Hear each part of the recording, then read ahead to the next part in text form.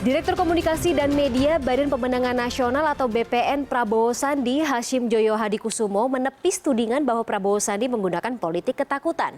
Adik kandung Prabowo ini juga mengaku bahwa dirinya lah yang memutuskan untuk memboikot salah satu media agar tidak berhubungan dengan Prabowo Sandi maupun tim kampanyenya. Berikut kami hadirkan kutipan wawancara langsung Hashim Joyo Hadikusumo dengan Alvito Dianova Gintings. Mana yang duluan? Karena keinginannya berkuasa, dia membaca buku, atau dia membaca buku nggak ada hubungannya sama keinginannya untuk berkuasa? Bukan berkuasa. Tidak, saya kira niatnya untuk berkuasa itu, saya kira itu ciptaan dari pihak lain ya. Dia tidak cari jabatan, saya bisa bersaksi. Dia sudah berapa kali selama 15 tahun ditawarkan jabatan, dia menolak. Ya. 2004, 2009, 2015, dan seterusnya. 2015 setelah kalah? Yes, ditawarkan juga oleh pemerintah, oleh Jokowi. Dan tahun ini dan tahun lalu ditawarkan, saya hitung 3 kali jadi cawapres Jokowi. Ya. Jadi ini sebenarnya benar ya Pak ya? Ya benar. Jadi bukan hanya sekedar rumor, bukan hanya sekedar saya saksi. Apa yang terjadi dengan itu? Ya, ada beberapa orang dekatnya Jokowi datang ke Prabowo yang menawarkan jadi cawapresnya Jokowi. Ya.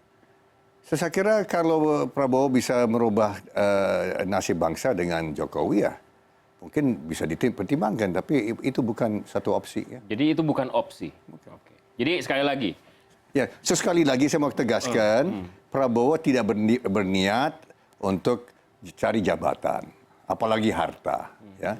Prabowo cari kekuasaan, terus terang saja. Kita cari kekuasaan, dia cari kekuasaan untuk merubah nasib bangsa. Kalau dengan jabatan, ya hanya bergengsi-gengsian, ya bergengsi saja, ya punya jabatan, bisa nanti forrader, patwal itu enggak, itu enggak. Kalau mau itu aja sebenarnya sudah ditawarkan. Dari dulu. Enggak, dia enggak cari itu. Saya mau kembali lagi soal pencalonan wakil presiden, ditawarkan menjadi cawapres, sempat dipertimbangkan?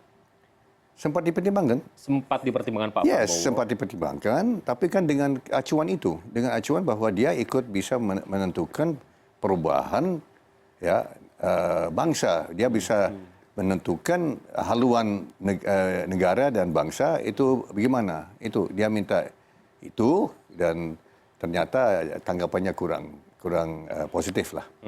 Sekarang kita bicara tentang media. Media sekarang agak, frankly speaking, agak khawatir, Pak. Oh ya? Agak khawatir untuk kemudian merapat ke Pak Prabowo. Pak Prabowo dan kubunya menyebutkan secara spesifik satu atau beberapa nama media yang mereka percaya.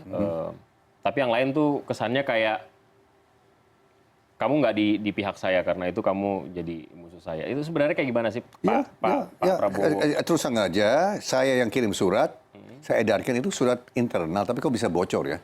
Saya tegaskan keputusan dari Badan Pemenangan, ketuanya waktu memutuskan, kita waktu itu naikkan demokratis, kita semua ada musyawarah, kita bisa setuju Pak Joko Santoso putuskan, kita boikot.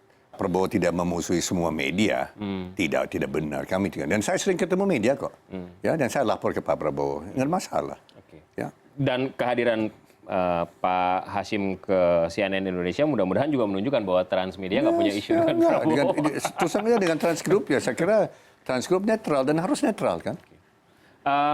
Tapi apa yang sebenarnya ada di rencana tim Prabowo Sandi? Apakah memang hanya mengandalkan sosial media, atau media masih punya masih punya potensi yang akan digarap? Ya, masih potensi. Masih punya potensi. Oke. Sekarang kita akan lebih ke konten barangkali Pak ya. Kita dengarkan informasi ini terlebih dahulu. Ini adalah petikan wawancara Ketua Umum P3 Romahur Muzi terkait dengan apa yang menjadi pandangannya terkait dengan kampanye dari tim Prabowo Sandi. Kita saksikan bersama. Kita melihat bahwa yang sekarang dilakukan oleh kubu Pak Prabowo adalah menggunakan strategi yang diadopsi oleh Trump dari propaganda Rusia yang dimulai dari tahun 2004 ya oleh Vladimir Putin pada waktu itu ketika pertama kali Georgia dan kemudian menginvasi Ukraina. Jadi ada beberapa ciri, sebenarnya dua pada pokoknya yang dia lakukan. Pertama adalah propaganda of fear, jadi membangun propaganda ketakutan seperti Anda lihat misalnya Budi, ketika Prabowo mengatakan Indonesia akan bubar 2030. Nah, kemudian yang kedua itu adalah obvious lies, kebohongan yang nyata. Mobil Nino Warisman dibakar, padahal korslet sendiri. Ratna Sarumpait dipukuli, padahal habis operasi plastik. Tempe setipis ATM, padahal nggak pernah ada tempe setipis ATM. Jadi harga-harga naik. Padahal 2 bulan berturut-turut BPS mencatat deflasi. Ini kan obvious lies. Nah, dua teknik ini digunakan oleh beberapa pertarungan politik di dunia internasional, khususnya dalam konteks presidensi. Misalnya ketika Le Pen lawan dengan Macron, kalah. Le Pen menggunakan teknik ini, tetapi kalah dengan Macron. Tetapi pada sisi yang lain, misalnya Bolsonaro di Brazil, itu menang. Ya, ini juga dengan teknik yang sama. Trump menang, meskipun popular vote-nya kalah dengan Hillary. Jadi kalau politik ketakutan yang Bagaimana Pak tanggapan Bapak? Saya kira yang melakukan politik ketakutan pihak mereka kok, pihaknya Pak Romi itu. Masa Prabowo dianggap paslon yang mendirikan negara khilafah. Itu di mana-mana kami dengar itu. Itu politik hoax, pembohongan dan itu yang lakukan pihak mereka. Ya saya sebut aja Victor Laiskodat. Saya orang Kristen Pak Alvita di Gerindra Katolik banyak, Cross Christian Protestan seperti saya banyak. Nggak ada niat Prabowo dan kawan-kawan untuk mendirikan politik khilafah yang justru yang menyebarkan spreading lies is pihak mereka. Dan saya bisa katakan ya Pak Romi itu bohong itu juga tuh ya. Ya yang jadi yang kasus Ratna Sarumpait kami yang jadi korban. Kami yang jadi korban, Prabowo korban, kami korban, saya korban, semua kami yang korban. Ya enggak? Ya ini yang harus diluruskan. Siapa ya? Negara khilafah. Di mana-mana saya ketemu komunitas Kristen, aduh, Prabowo nanti kami dengar Prabowo akan mendirikan negara khilafah. Itu yang lies. Dan itu sudah jelas.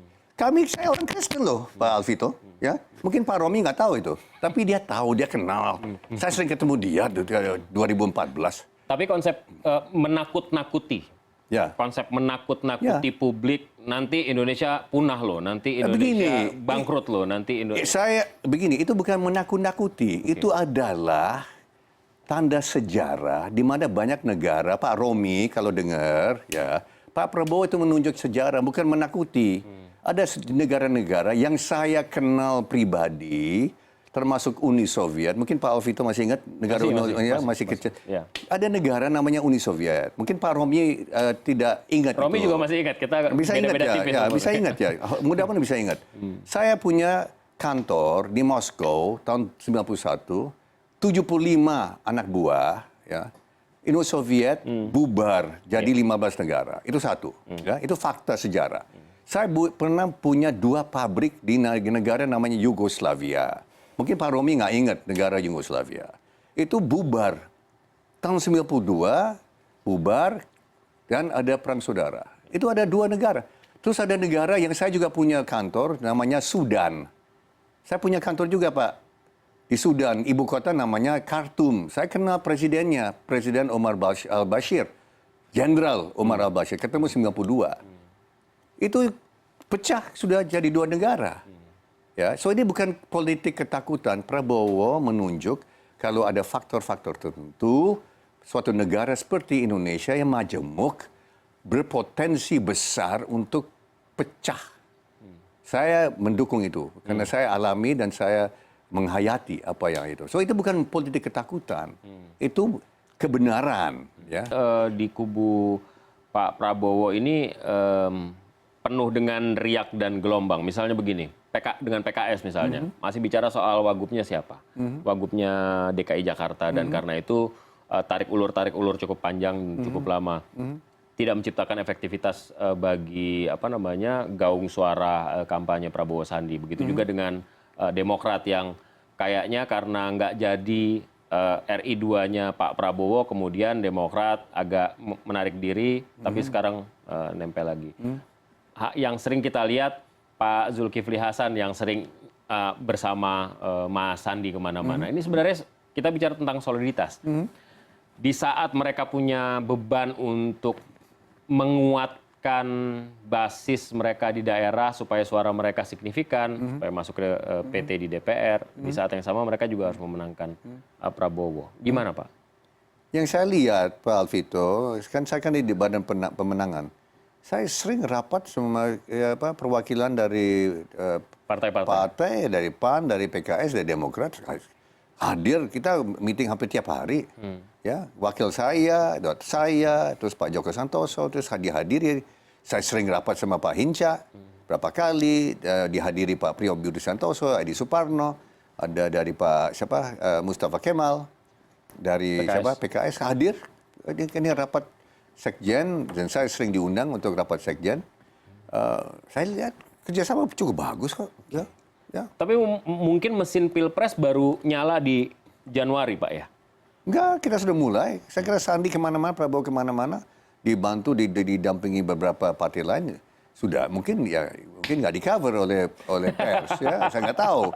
Saya juga hadir berapa kali. Yang jelas pers akan hadir, pasti selalu hadir apapun yang terjadi, apapun yang disampaikan oleh Pak Prabowo.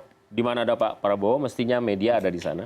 Kami ada di sana yang jelas dan pasti. Saya nggak bisa mewakili media lain dan Pak Sandi gitu. Nah, yang strategi yang lain kita nggak terlalu tahu banyak. Karena ada juga yang mengatakan ini mungkin mereka agak setengah hati karena jangan-jangan nanti yang dapat political gain-nya hanya Gerindra saja. Karena itu nggak benar. Prabowo dari Gerindra. Kita sudah sudah ada sepakatan bahwa partai-partai yang ikut koalisi akan dapat jatah menteri kabinet yang besar. Ya, kalau nggak salah PKS akan dapat 6 menteri. Ya, PAN akan dapat 7. Ya nggak, Demokrat ada angka tertentu. Saya kira jelas kok. Jelas. Kalau PAN dengan pemerintah Jokowi hanya 1 menteri. Ya nggak, bisa dapat 7 menteri dari Prabowo. So, saya kira jelas. Pak, yang cukup serius soal dana misalnya. Ini kan orang banyak melihat begini, kalau Prabowo Sandi tenang aja lah, ada Pak Hasim di sana, ada Sandiaga Uno, itu pendekar-pendekar bisnis di Indonesia masuk namanya di list Forbes top 50 gitu. Berat, bagi kami berat, Pak Sandi berat, bagi saya berat. Kita digencet, ya, bisnis kami digencet, bisnis Sandi juga ya saya kira dipersulit, kawan-kawannya ya saya kira bukan rahasia umum lagi lah. Kawan-kawan sudah dapat, kawan-kawannya Sandi sudah diwanti-wanti. Jangan bantu Sandi. Ya, ada itu, cukup banyak. Ya. Itu ada. Ya, Anda bisa menilai kan? Ya, pesan-pesannya, wanti-wantinya gimana kan? Ya enggak ya? So saya kira tidak gampang. Di Indonesia ini jadi oposisi tidak menyenangkan lah. Dana yang saya dengar secara periodik diumumkan berapa dananya, asalnya dari mana, dibagikan dipakai untuk apa saja, itu memang komitmen dari awal. Ya. Untuk tujuannya. Tapi ya jelas kami kalah sama pihak lain, pihak sana. Pihak sana kan saya kira nggak ada batas ya menurut saya. Ya artinya selain Pak Hasim dan Pak Sandi misalnya, dari mana lagi sumber dana? Ada beberapa kawan yang masih berani, tapi saya nggak boleh dong saya sebut namanya siapa. Nanti ditelepon. Hari ini saya dikirim mendapatkan WhatsApp broadcast soal penggalangan dana dari publik. Itu juga dilakukan. Yes, lumayan ya. Dan yang betul-betul mengharukan, orang-orang yang kirim 50.000, 80.000, 20.000, 30.000, luar biasa itu. Luar biasa dan real. Ya, Anda bisa cek, Pak Alvito, Anda bisa cek ini benar real atau tidak. Ini sandiwara, ini Abu Nawas atau apa? Enggak, ini real. Luar biasa. Luar biasa itu. Saksikan dialog selengkapnya dalam program AFD Now, episode Hasyim dan narasi politik Prabowo pada Jumat esok, 28 Desember 2018, jam 9 malam hanya di CNN Indonesia.